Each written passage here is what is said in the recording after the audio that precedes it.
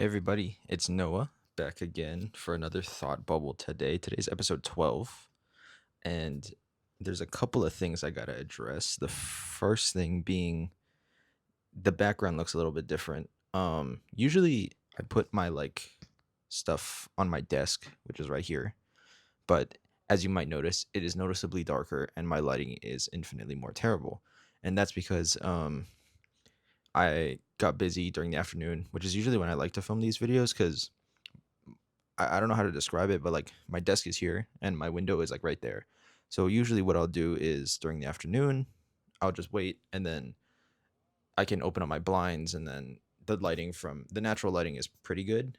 But as you might notice, it is quite dark out. Actually, you can't tell because I have the blinds shut, but it is nighttime currently when I'm recording this. So the only light that I have is this like one light fixture that's on the wall and the fan one, which doesn't really provide much light. So half of me is going to be bright because it's going to be over here, and half of me is not. But that's just kind of how it is. Anyway, today I kind of wanted to talk about more of like a mental health kind of focused episode because, in case anyone hasn't heard, May is Mental Health Awareness Month, where just the general I kind of want to put more focus on it because for me, I guess just to start with my personal kind of experiences with mental health. I think the biggest thing for me was in eighth grade. I think it was sometime in middle school. I've kind of like mentioned the story briefly, but I kind of want to just like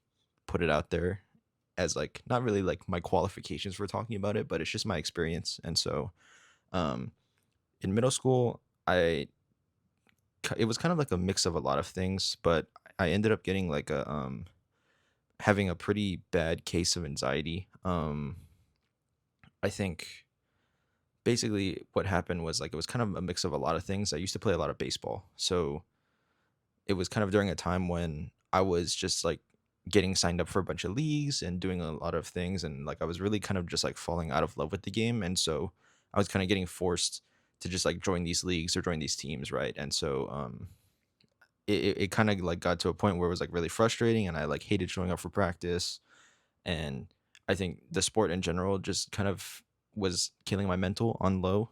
But that I think was one thing, and then there was like I think my parents were in the middle of getting their divorce at this time, so it was kind of like that was playing into it, and also it's kind of like that transitionary period I think where you don't really recognize it because you're in eighth grade, right? Like your biggest worry is like showing up for band class, or at least that was mine.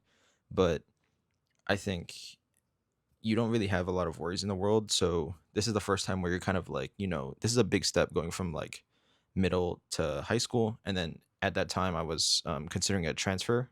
I used to go to a school called Hawaii Baptist Academy, which, if you're not from Hawaii and you don't know, is it's kind of like a pretty small, like Christian school where like your class size is like I want to say maybe like 70, 80 people. It's not really big. And it was really tight knit. And I think what really helped me for that in that instance was that because the school was so small, like you kind of knew everybody. Like you didn't really have to go out there and like meet people or talk to people. And so a lot of like the social skills I felt like I didn't really need to develop, if that makes sense. Like it's just because everyone's such a tight knit community and I was there since kindergarten, right? So because I was there for so long, you kind of just like know everybody and are just good friends with everybody naturally. And so that was kind of how things were going there. And then I was like contemplating a transfer. So it's like, do I want to say goodbye to all my school friends? Like, what is it going to be like in a new school? I ended up transferring to Punahou, which is like I want to say like the best known high school. I don't know. Like, I feel like it's kind of insane because the network of people that go to there, like, you're never like 2 degrees away from like somebody who graduated from Punahou. It's kind of insane. Like you can just be like on the continental US. Like I'll be in California and you'll see Punahou graduates. Even at my college, you'll see I was like, what high school you go to? Punahou. I'm like, whoa, that's crazy. But yeah, all of this stuff is kind of like happening in my life and it kind of like came to a head and I didn't really like know how to put a word on it because like the way it felt was just kind of like a general like the way it kind of hits me a lot of times that I notice is like a lot of like weight on my shoulders and kind of like a general uneasiness, which hence the term anxiety. And like I didn't really like have a word to put for it. I was just like woke up every day kind of like feeling really bad. It never got to the point where like I think I was like contemplating any like self harm or anything like that, but I know it can get to that point with a lot of people. And, you know, during that time, this is like my first time that I've ever like dealt with anything like this. And so I didn't really have like a way to like put into words, I guess, like how I was feeling at that time. And so it took a while. I think I was on, I ended up having to go to a psychiatrist because it got to a point where like I would just wake up and just like not necessarily like seize up, but it was just like I just couldn't go to school. Like it just I couldn't go. Like there was so much like anxiety and kind of like bad feeling about going. And I just ended up like working with a school counselor, working with psychiatrists. It was kind of insane too because I ended up missing so many days that they threatened to like hold me back a year because like if you don't show up for class, right? But the funny thing was that I was still doing all the assignments and like I ended up getting like a award for being like the best math student in the grade, which was like really funny because they tried to hold me back a year. So that was fun. But yeah, I ended up going to a psychiatrist and kind of talking things over, and then we had like a plan in place, and then I ended up having some medications prescribed to me that I took for probably the better part of like a year or two. Yeah, it was like a couple years maybe or something like that. But like it was kind of over time you learn how to deal with things, and then there was a while where like I think the biggest hurdle for me, and it's something that I'm still working on now, is like still having the ability to like feel and think things through fully because I think I don't know whether it's a part of the medication or if it's like kind of a I want to say like coping mechanism of sorts, but it's like you kind of dampen everything and by doing so you don't really feel like the low lows if that makes sense like you you kind of like dampen the emotional impact things have so that when bad things do happen you don't really get to that point of like really big anxiety where like you kind of just shut down, but you don't also experience like really high, like really happy moments either, which are kind of like it's like a trade-off and like I'm still working on it because I think it's like a big it comes from kind of like a fear of like not wanting to be hurt again, if that makes sense, or like go back to that place. And so I'm trying to be a bit more like I don't know what the just like experience things fully and like if I need to be upset, and if like I want to be happy, like to experience that moment fully, if that makes sense. But that's something I'm still working on, and hopefully, I think things have gotten a lot better though since like that time because before I was just kind of like apathetic to everything in like high school for like the first couple of years, and then like over time it's gotten better. Hopefully, like you can kind of tell, but I think a big thing too is like you learn through that whole experience a lot of like coping mechanisms. I don't know if I can like pop it somewhere on this video, but the mental health toolkit thing video that I made, I forget which episode it is exactly, but that whole episode I think is pretty good in detailing like some coping mechanisms or strategies where like you have this toolkit where if you feel bad then it's like a break in case of emergencies and you can kind of like do things that get your mood back up, and part of it is also like you have to do it yourself. I think if you don't believe yourself that things can get better or that like there are people with you who are also struggling through the same thing, it can get quite like you can kind of like feed into this very like destructive loop very, very quickly.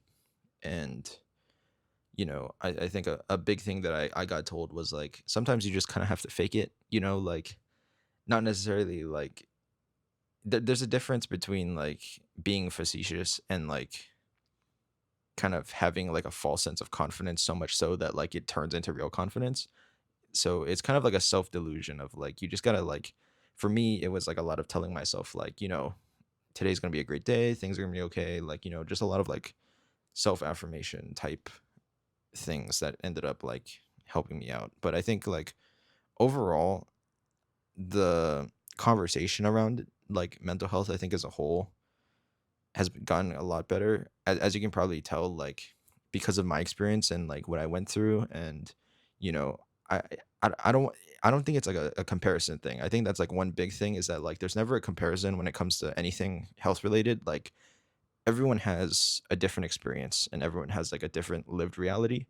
And so to say like, oh, I experienced my anxiety was worse than like somebody else's is kind of just like a really bad way to put it and a really unhealthy way to look at things. I think, everybody has their own struggles and there's no like one size fits all or like there's no indication of severity. It's just something that everybody goes through and then you kind of have to be mindful of it. And so ever since then I've been pretty passionate about taking care of at least my mental health and making sure that people do take care of it because I think a lot of times at least I don't know if it's like a demographic thing, but I know like especially for guys, right? You're kind of told a lot of times to just like be the strong one and like kind of bottle up your feelings and like not show any weakness and you're kind of pushed into this box of like this basically like monotonous being where like you just like don't feel anything and go on with your life no matter what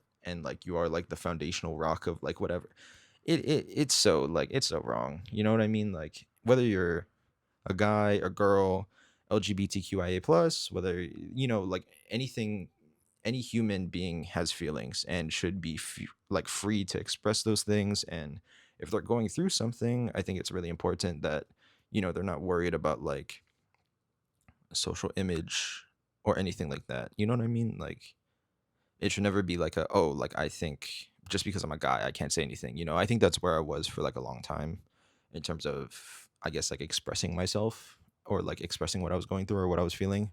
But and I think that's partially like what led to kind of that feeling of not being able to feel things fully because you kind of just like suppress things. That was like my coping mechanism for a while. Don't do that, guys. Like don't if you're like not feeling good, say something to somebody or like go get help or like whatever. But I think just continuing on is just like there's such like a big stigma around it, and it was like nice to see that athletes and other people are kind of like taking the time to speak about their own troubles because I think it's something that mental health is something that it's not like a it doesn't affect like a certain demographic. I think more like everybody feels it. You know what I mean? Like whether you're a world class athlete or if you're just kind of like a average Joe like me, just going along in the universe, just living your life. Everybody has feelings. Everybody can be stressed and develop like some of these conditions like anxiety, depression, stuff like this. And it doesn't discriminate. I think is what like I'm trying to say. So whatever you're feeling is for sure valid and you know if you are dealing with it, I think there's a lot of important things to remember. One is that like you're not alone in this. I think that was like one thing that it's easy to get to because I think when you're dealing at least in particular with like kind of like anxiety or anxious thoughts that like, you kind of have this loop in your brain where you're like you kind of feel like oh like I'm the only one that's going through this. I can't really say anything. Like what if I say this? Like are they really going to understand it and whatever. But I think it's really important to remember that this is something that affects a lot of people, not just you, and that there are people out there who are willing to help you. I think that's the biggest thing is like you got to understand like yes, there are people that are out there to help you, but there are also a lot of people who care about you and want to see you succeed and want to see you kind of like get better and feel happy and fulfilled in your life. And so, like, whether it is just like taking the first step, I think that's the biggest thing. It's just like to not be afraid to speak up, whether it's to a friend, to a family member, whatever feels comfortable, even if it's to somebody like a therapist or a psychiatrist or something like that, where, you know, it's kind of like an independent third party and you can kind of just like vent whatever you want to say and like they're not supposed to say anything per like privacy law, I think. But like, basically just not be afraid to if you're ever feeling anxious or you're feeling kind of down in life to just reach out and get help. I think that's like the biggest thing is like one, you're not afraid and two, like you're not alone in this whole thing. And every like I have your back for sure. If like anybody is dealing with any mental health, like please like send me something and like I'll help you out. You know, um, I think the same thing would go for like a lot of my friends. Like if they're ever dealing with something, or if I'm dealing with something, like being able to reach out. I know it's like really scary because it's like, will they understand? And y- the whole like kind of feedback loop. I don't know if it's just because like I'm a avid overthinker, but like that's just kind of how I experience things. Was like, you kind of like are worried like I don't really want to reach out, and you kind of just like shell up a little bit. But I think reaching out and making sure to get the proper I guess advice, or like make those like connections with people who are able to help you, whether it is like, as I said, like parent, family member, you know, therapist, etc. Like reaching out and getting help and saying something is like super super important, and it doesn't make you like, it doesn't mean that you're weak. It doesn't mean that like you're somehow like sick or deficient or whatever, but like it doesn't mean that at all. In fact, I think it's like the opposite. I think it takes a lot of willpower and strength to like admit that you need help, which is something that I kind of want to talk about another day, which is like to not be afraid to ask for help. Don't be afraid to reach out to people or lean on people when they need it. Because, you know, what were the roles reversed in this scenario? Like if a friend was dealing with this, you'd help them out. And so to not be afraid to use your network and be able to lean on those people. What else do I want to say? I think the toolkit is for sure helpful on days where like kind of you need something quick, just like spur the moment, just like break glass in case of emergency type thing. I think the mental health toolkit is super, super important. Um, and then I, I think that's like most of it. I mean, I think just overall, like it's something that like I'm super, I mean, I've said it multiple times, but like because of the way it's affected myself, and I've grown up like around sports, so every time I see like X player died from like a overdose or from suicide or something like that, it's like really, I don't know if frustrating is the right word, but it's like it feels so avoidable, like I think it's just like it can get you so quickly, and because of like how I mentioned, like describing it is like a kind of like a feedback loop of sorts. I think it just like it feeds into itself, and then it just kind of like one thing spirals into another, and it's like it's just so frustrating because like because of the way that we kind of built up our like, I mean, I don't want to be like oh society, but like it actually is kind of how it is, where people are afraid to reach out or ask for help. But I think I remember what I was gonna say.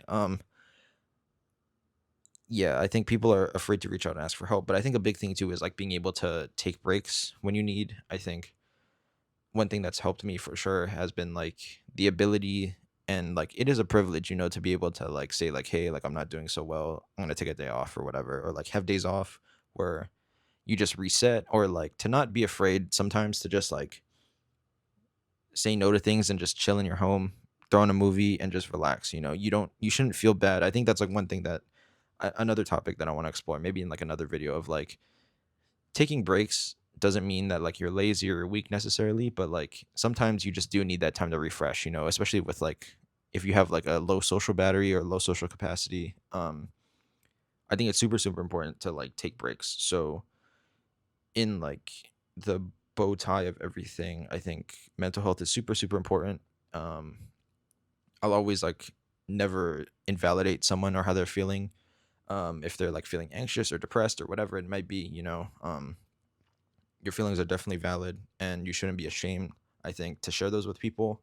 And I think it's important to know that, one, you're not alone in this battle. There's a lot of people fighting it every single day and that are struggling to kind of work through things. But you have my support, you have the support of everybody at home that are your friends, your family. And I think if you are feeling ever anxious or whatever, never resort to self-harm or anything like that. Make sure to just take that first step. It is really scary and it takes a lot of strength, but I believe in you. And just take that first step, get out there, talk to a family member, talk to a therapist, just talk to somebody, and you know they'll support you, and they should, if they're true friends and they're like, they want to see you succeed, which I think everybody wants to see each other succeed, hopefully, fingers crossed. But like, um that they'll give you the support you need. And there's always like stuff like the suicide hotline that you can call if you're ever feeling that extreme where you're contemplating self-harm. That's always a resource that you can have. But I think reaching out is super important. And I guess in kind of like a personal side, to make things better, at least some strategies that I've found are helpful are just like um kind of that fake it till you make it, just saying like I'm gonna be okay, things will be better, etc., etc. Doing like daily positive affirmations for myself. And then also I think taking breaks is super important. If you're ever feeling burnt out or anxious about something, like maybe take a little bit of a break. It doesn't have to be for a whole day, it doesn't have to be for like weeks or whatever, but like maybe just take a few minutes, take an hour or something, just step away from it, come back to it later. And yeah, I think that's pretty much it. Actually, the like lighting scheme kind of worked out for this one. This is probably like one of the more like, I don't want to say dark topics, but it is one of the more serious ones that I'm like really, really passionate about because of my experience, of course. And hopefully you guys learned something or got something out of it. But as I mentioned, it isn't a joke. You should feel valid in your feelings, and if you are feeling like anxious or something, don't be afraid to reach out. And to me as well, like if you're ever dealing with something, then I'm willing to help out where I can. But hopefully, you guys enjoyed. I think this is a pretty long episode. I don't really know how long this is exactly, but it is pretty long. But yeah, hope you guys enjoyed. As always, like, subscribe if you want some more lighthearted ones. There's a whole playlist on my channel of all the other like random things that I've talked about like over the past 2 week, not 2 weeks, whoa, maybe like a month and a half. But yeah, if you want something a little bit more lighthearted or like a different topic that you want to hear me talk about, then yeah, hopefully I actually like find some time in the afternoon so I don't have to film one of these like jank lighting videos again. But hope you guys enjoyed, and I guess I'll see you for the next one. See ya.